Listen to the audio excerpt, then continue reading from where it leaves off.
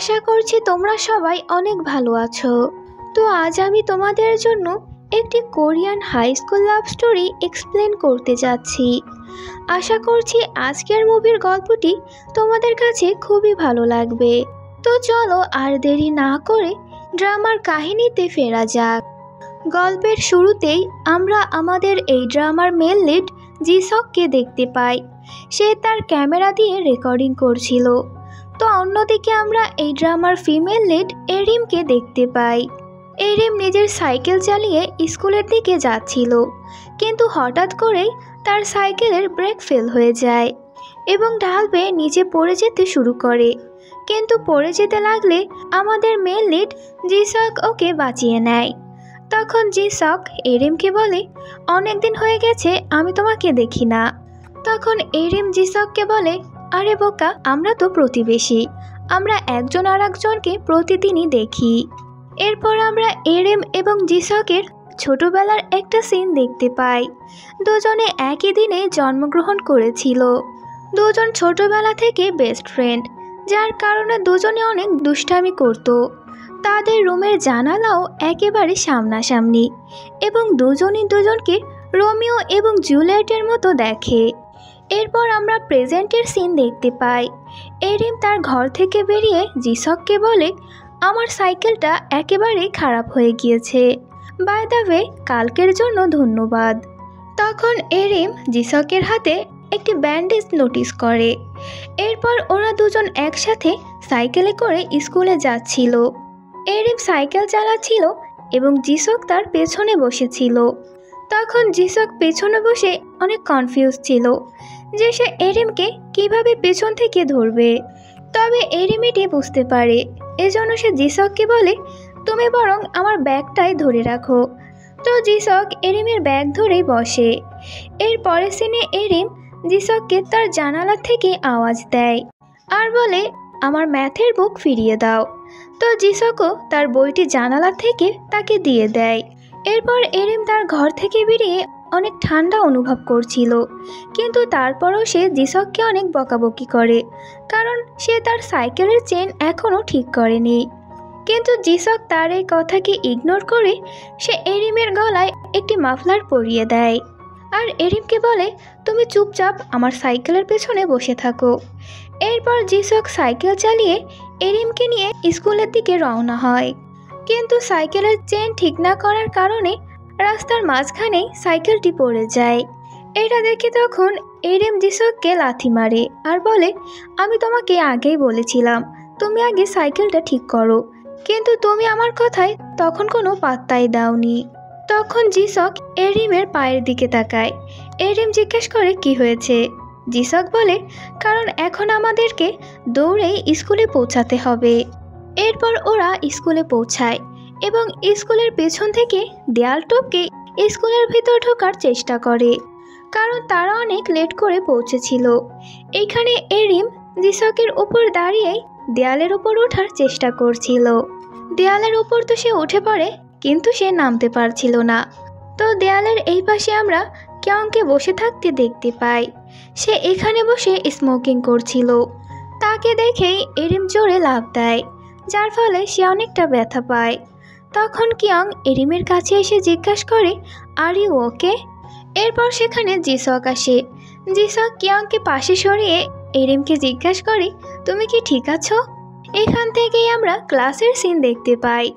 Kyung আজকে নতুন স্কুলে ভর্তি হয়েছে, তো টিচার সবার সাথে কিয়ংয়ের পরিচয় করান। এরপর সে এরিমকে কিয়ংয়ের দেখাশোনার দায়িত্ব দেয়, কারণ এরিম ছিল ক্লাস মনিটর। তো ক্লাস শেষ হওয়ার পর এরিম জিসকের কাছে আসে। সে এখানে জিসকের কাছে তার হেয়ার ব্যান্ড চায় এবং সে জিসকের শুয়ের বেল্টও বেঁধে দেয়। তো দূর থেকে তাদের এই কাণ্ড কিয়ং বসে বসে দেখছিল, আর এসবে সে ভীষণ জেলাস ফিল করছিল। এর পরের সিনে এরিম পড়াশোনা করছিল, আর তার ঠিক অপোজিটেই জিসক বসে বসে ঘুমাচ্ছিল। তখন এরিম তাকে ঘুম থেকে তোলে আর তাকে বাসায় যেতে বলে, কিন্তু জিসক বলে, তুমি আগে তোমার পড়া কমপ্লিট করো, এরপর একসাথেই বাসায় যাব।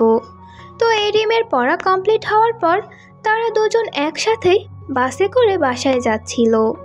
এরিম তখন জিসককে জিজ্ঞাসা করে, তুমি বাসায় না গিয়ে আমার সাথে লাইব্রেরিতে এতক্ষণ বসেছিলে কেন? জিসক তখন এরিমকে বলে, কারণ লাইব্রেরিতে বসলে আমার অনেক ঘুম আসে। এটা শুনে এরিম হাসে। এরপরে এরিম বাসে ঘুমিয়ে পড়ে।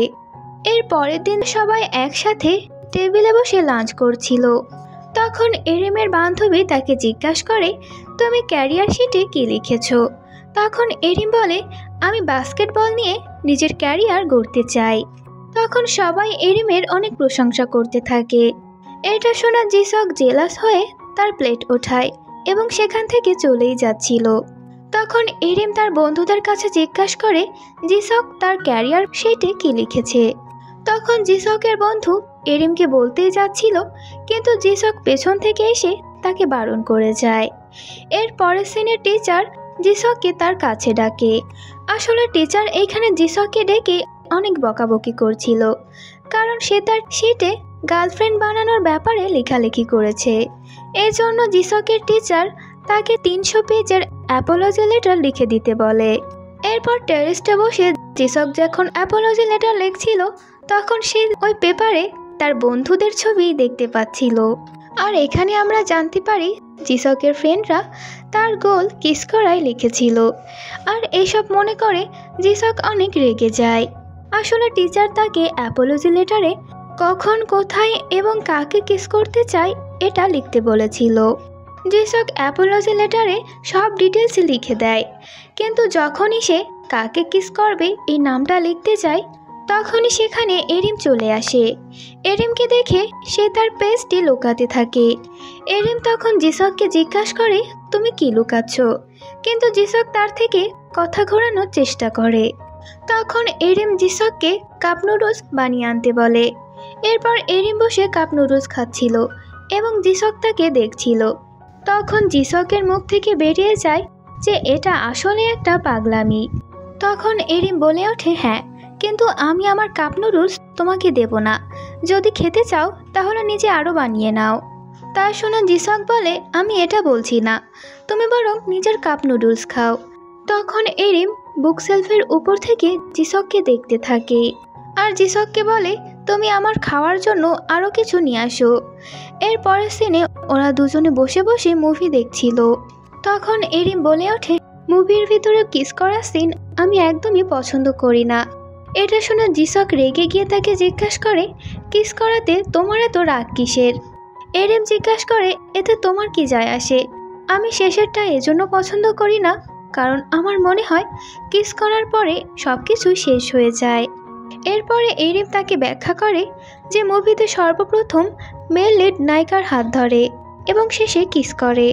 এতে আমরা বুঝতে পারি যে মুভিটা এখানেই শেষ হয়ে গিয়েছে, কিন্তু এন্ডিংয়ের জন্য একটি টাইট হাগ খুবই জরুরি, যাতে আমরা ফিল করতে পারি যে সব কিছু এখনও শেষ হয়নি। তখন জিসক এরিমকে তার বাসায় যেতে বলে। বাসায় ফিরে এরিম তার বাবার সাথে কিছুক্ষণ কথা বলে। এরিমের বাবা নিজের ফোনটা ঘরে রেখে সে কিছু কাজের জন্য বাইরে যায়, কিন্তু তখনই তার ফোনে একটি মেসেজ আসে। আর মেসেজটি দেখে এরিম মনে করে হয়তো তার বাবা কারোর সাথে অ্যাফেয়ার করে। এর পরের দিন ক্লাসে এরিম এই বিষয়টি নিয়ে ভাবছিল। তখন জিসক তার জন্য খাবার নিয়ে আসে আর এরিমকে বলে, তুমি এভাবে লাঞ্চ স্কিপ করতে পারো না। কিন্তু এরিম তো উল্টো জিসকের মিল্ক বক্সের দিকে তাকিয়েছিল। এটা দেখে জিসক তার মিল্ক বক্সটি এরিমকে দিয়ে দেয়। তো এরপরে ক্লাসে কেয়াওয়ের এন্ট্রি হয় আর সে এরিমের কাছে এসে বলে, আমি জিমের ইউনিফর্ম আনতে যাব, তো তুমি যেহেতু আমাদের ক্লাস মনিটর, তাহলে তুমি কি আমার সাথে যাবে? তখন এরিম উঠতেই যাচ্ছিল, কিন্তু জিসক তাকে বসিয়ে নিজে যাওয়ার জন্য তৈরি হয়। কিয়ং তখন রাগ করে বলে, আমি তো এরিমকে জিজ্ঞাসা করেছি। তখন জিসক তার গলার উপর হাত দিয়ে বলে, আমারও টিচার্স রুমে গিয়ে কিছু কাজ করার আছে। এটা বলে দুজন সেখান থেকে চলে যায়। এরপরের সিনে এরিম এবং জিসক বাস্কেটবল কোর্টে ছিল। সেখানে এরিম বাস্কেটবল খেলছিল এবং জিসক তার শ্যুট করছিল। সেখানে জিসক এরিমকে জিজ্ঞাসা করে, কিয়ন কি তোমার বেস্ট ফ্রেন্ড হয়ে গিয়েছে? তো এতে এরিম না করে দেয়। তখন সে জিসককে জিজ্ঞাসা করে, তুমি তোমার ক্যারিয়ার শিটে কি লিখেছিলে? তা শুনে জিসক খুব ঘাবড়ে যায় এবং সে এরিমকে বলে তুমি এসব ছেড়ে নিজের প্র্যাকটিস করো। তখন এরিম বলে তুমি এটা যত বেশি লুকাচ্ছ আমি এটা শোনার জন্য তত বেশি কৌতূহলী হয়ে উঠছি। তুমি কি আমাকে এটা বলতে পারবে না? তখন জিসক বলে আমি তো তোমাকে এখন কিছুই বলবো না। এরপর এরিম তার প্র্যাকটিস করছিল এবং জিসকও তার ভিডিও বানাচ্ছিল। তো রাতের বেলা দুজনে যখন বাসায় ফিরছিল তখন এরিম বলে মনে হয় আমি একটা শটও মারতে পারিনি, তাই আমার মনে হচ্ছে এভাবে তো আমি ফিজিক্যাল এডুকেশন টিচার কখনোই হতে পারবো না। তখন জিসক এরিমকে এর পরের দিন প্র্যাকটিস আসার জন্য বলে, কিন্তু এরিম বলে আমি কালকে পারবো না, কারণ কালকে আমি কারোর সাথে দেখা করতে যাব। জিসক বলে তুমি কার সাথে দেখা করতে যাচ্ছ? আমি তো তোমার সব বন্ধুদেরই চিনি। তখন এরিম বলে তুমিও তো তোমার লক্ষ্য সম্পর্কে আমাকে বলনি, তাই এখন আমিও বলবো না। এরপরে দুজন ঝগড়া করতে করতে বাসায় পৌঁছায়। এর পরের দিন এরিম তার বাবার পিছু করছিল। এরিম দেখতে পায় তার বাবা একটি মহিলার সাথে একটি ঘরে যাচ্ছে। এসব দেখে এরিম অনেক আপসেট হয় এবং সে ঘরের ভেতরে যাওয়ার পরিকল্পনা করে, কিন্তু তখনই তার সাথে কিয়ং এর দেখা হয়। এরপরে কিয়ং এবং এরিম দুজনেই বসে কথা বলছিল, আর এখান থেকে আমরা জানতে পারি ওই মহিলাটি কিয়ং এরই মা। তখন কিয়ং এরিমকে জিজ্ঞাসা করে আমাদের প্যারেন্টসকে অ্যাফেয়ার করছে। এরিম তার কথা শুনে অনেক আপসেট হয় এবং সেখানে বসে কাঁদতে থাকে। এরপরে তারা দুজন জানলার বাইরে থেকে লুকিয়ে লুকিয়ে তাদেরকে দেখতে থাকে, কিন্তু ভিতরে সবকিছু অনেক নর্মাল ছিল, যেটা দেখে ওরা অনেক বেশি খুশি হয়। আর এখান থেকে আমরা জানতে পারি ওরা যেটা মনে করছে এখানে সেরকম কিছুই নয়। এরপরের সিনে ওরা দুজন সমুদ্রের পাশে বসে লাঞ্চ করছিল। সেখানে কিয়ং এরিমকে কিউট বলে। এরিম সারপ্রাইজ হয়ে তার দিকে তাকিয়ে থাকে। এর পরের সিনে জিসক রাস্তা দিয়ে হাঁটছিল এবং গান গাইছিল।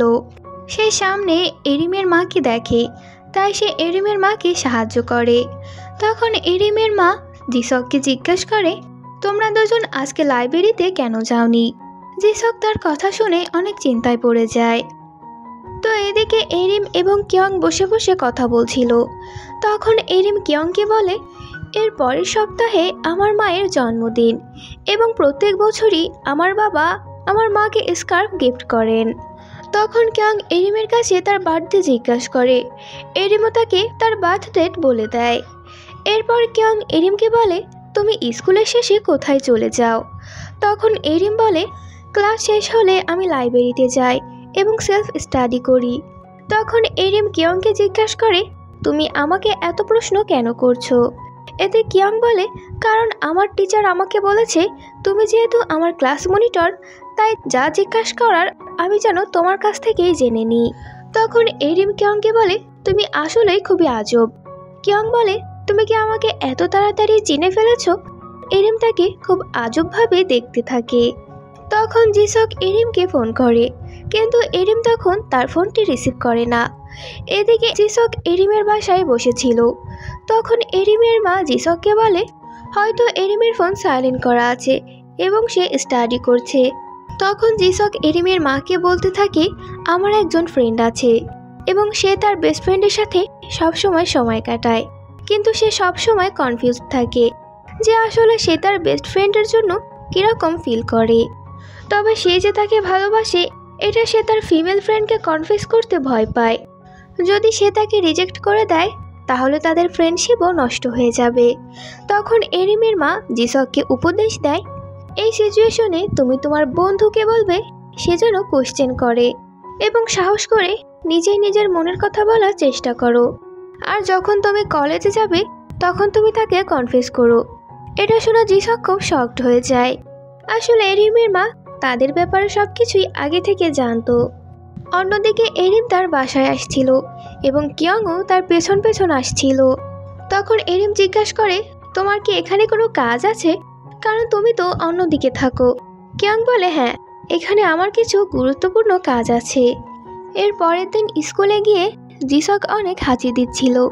তখন এরিম তার মাথায় হাত রেখে বলে আরে তোমার তো দেখছি জ্বর হয়েছে, তুমি এখনই ডাক্তারের কাছে গিয়ে চেক আপ করিয়ে আসো। তখন জিসক এরিমকে তার সাথে যেতে বলে, কিন্তু এরিম বলে তুমি কি ছোট বাচ্চা নাকি, নিজেই চলে যাও। আমার এখন লাইব্রেরিতে গিয়ে স্টাডি করতে হবে। জিসক তখন রেগে গিয়ে বলতে থাকে, আমি তো সবসময় তোমার সাথে থাকি, তুমি কি আমার সাথে এটুক সময় থাকতে পারবে না?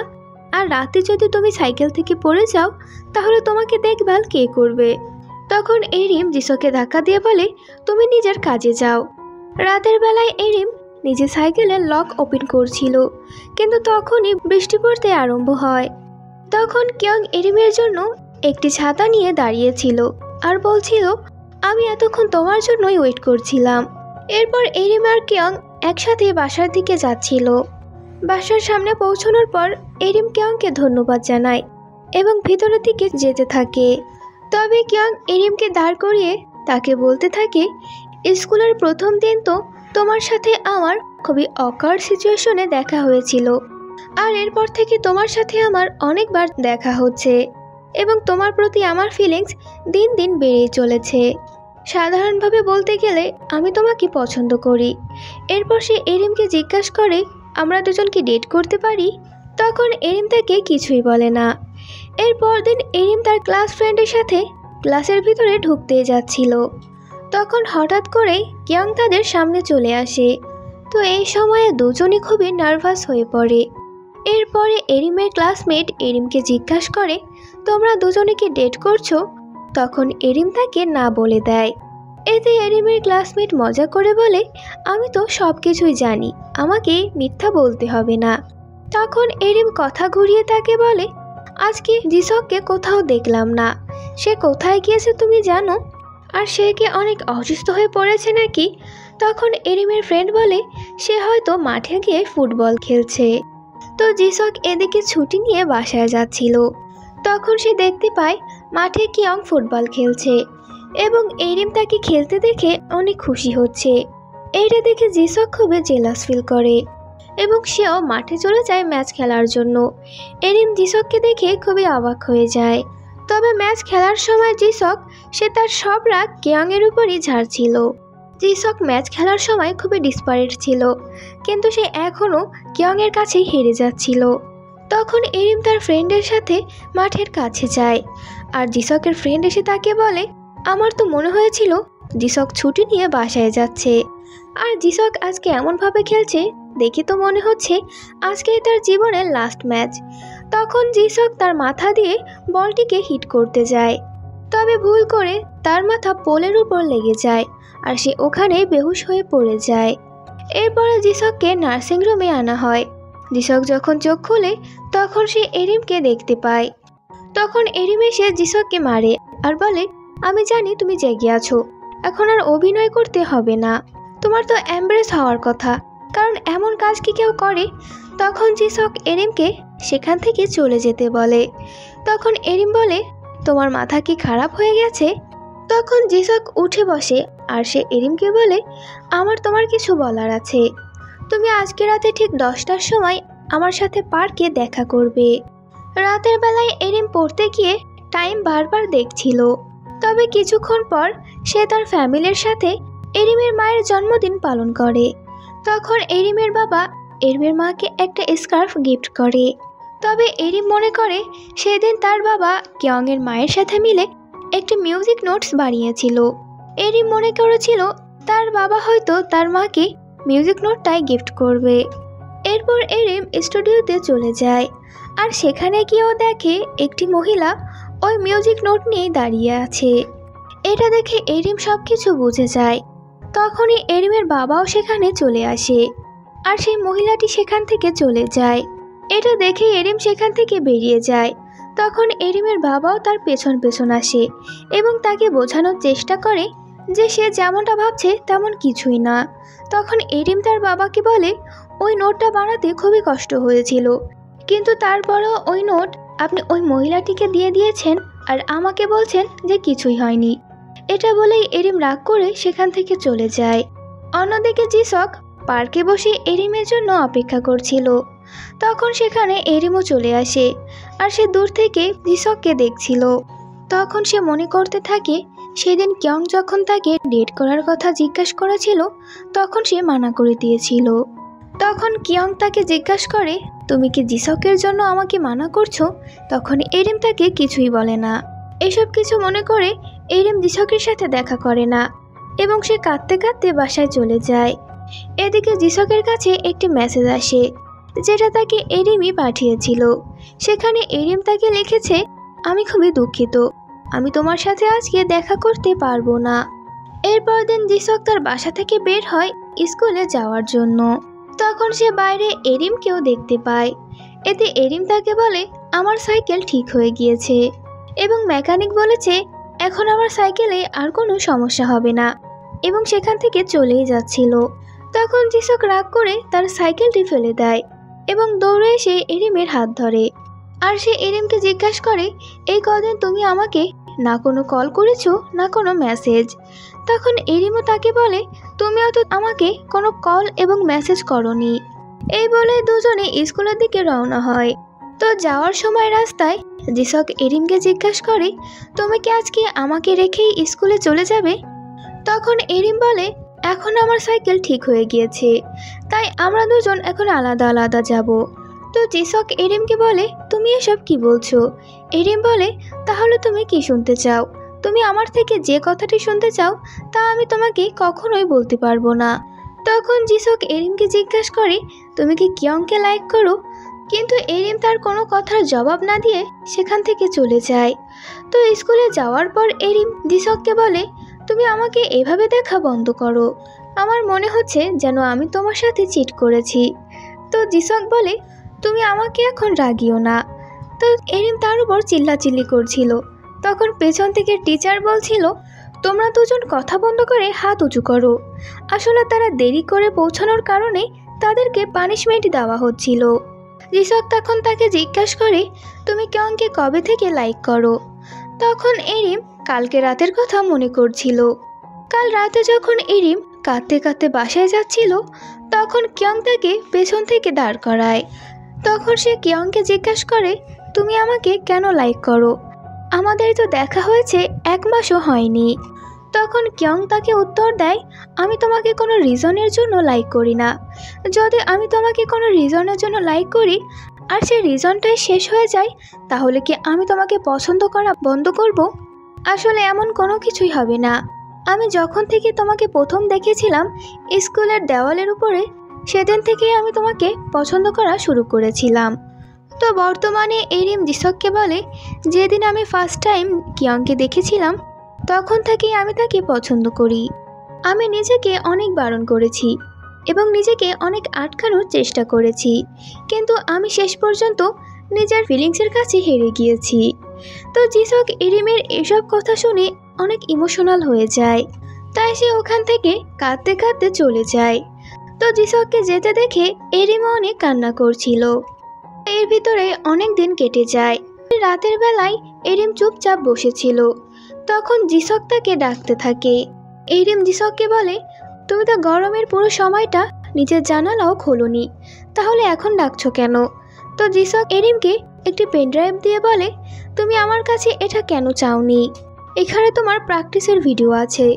যখন আমি তোমার প্র্যাকটিসের ভিডিও এডিট করছিলাম তখন আমি খেয়াল করেছি তুমি আসলে খুবই বাজে বাস্কেটবল খেলো।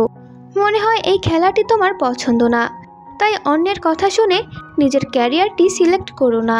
কিছু সময়ের জন্য ঠিক আছে, কিন্তু নিজের ভবিষ্যতের জন্য এটা ঠিক না। কথা বলতে বলতে জিসক এরিমের দিকে একবারও তাকায়নি। এটা বলে সে নিজের জানালা আটকাচ্ছিল। তখন এরিম জিসককে বলে, তুমি কি আমাকে কখনোই দেখবে না? এতে জিসক বলে, হ্যাঁ, আমি তোমাকে কখনোই দেখব না, কারণ আমি তোমাকে পছন্দই করি না। এটা বলে সে জানালা বন্ধ করে দেয় আর এরিম সেখানে দাঁড়িয়ে থাকে। এরপর অনেক সময় কেটে যায়।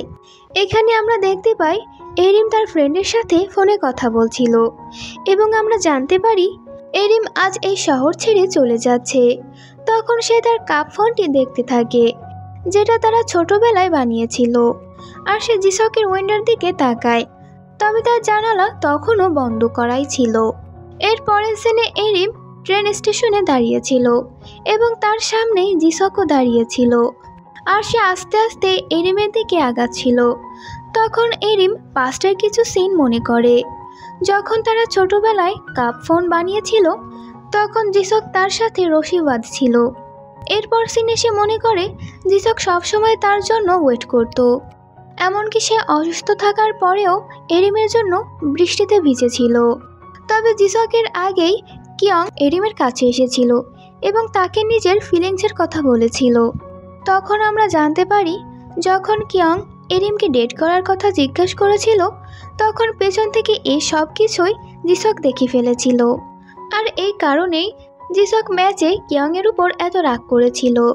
তো বর্তমানে জিসক এরিমকে বলে অনেক সময় হয়ে গিয়েছে। তো এরিম বলে হ্যাঁ, সত্যিই অনেক সময় হয়ে গিয়েছে।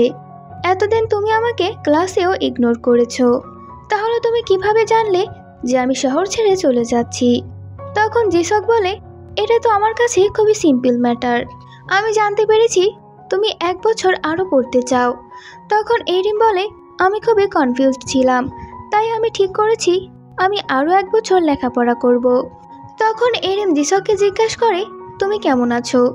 এতে জিসক বলে এতদিন আমি তোমাকে ইগনোর করেছি, তারপরও আমি কিভাবে ভালো থাকবো? এরিম জিসকের কথা শুনে ইমোশনাল হয়ে যায় এবং সে কাঁদতে শুরু করে। তখন জিসক এরিমের চোখের পানি মুছে দেয় এবং তাকে সরি বলে। তখন জিসক বলে কনফিউশনের পরে আমি খুবই এমব্রেস ছিলাম। আমি সবসময় ভাবতাম আমি তোমার সামনে কিভাবে দাঁড়াবো এবং তোমার সাথে কোন কথা বলে শুরু করব। আর এই কারণেই আমি তোমার সাথে একবারও কথা বলতে পারিনি। তবে আমি শেষমেশ মনে করলাম অ্যাটলিস্ট তোমার যাওয়ার আগে তোমাকে গুড বাই বলতে তো পারি। এরপর সে এরিমকে জড়িয়ে ধরে বলে গুড বাই এরিম।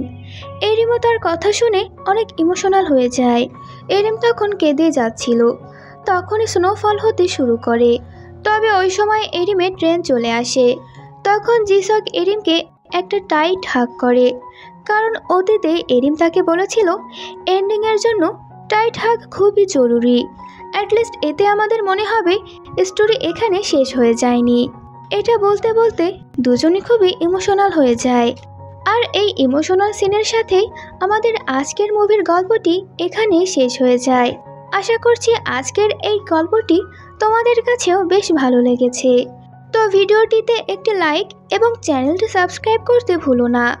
আর তোমরা যদি কোনো গল্প কিংবা ড্রামা দেখতে চাও তার নাম আমাকে কমেন্ট বক্সে লিখে জানিও, তাহলে আমি পরবর্তীতে সেই ড্রামা কিংবা মুভিটি এক্সপ্লেন করব।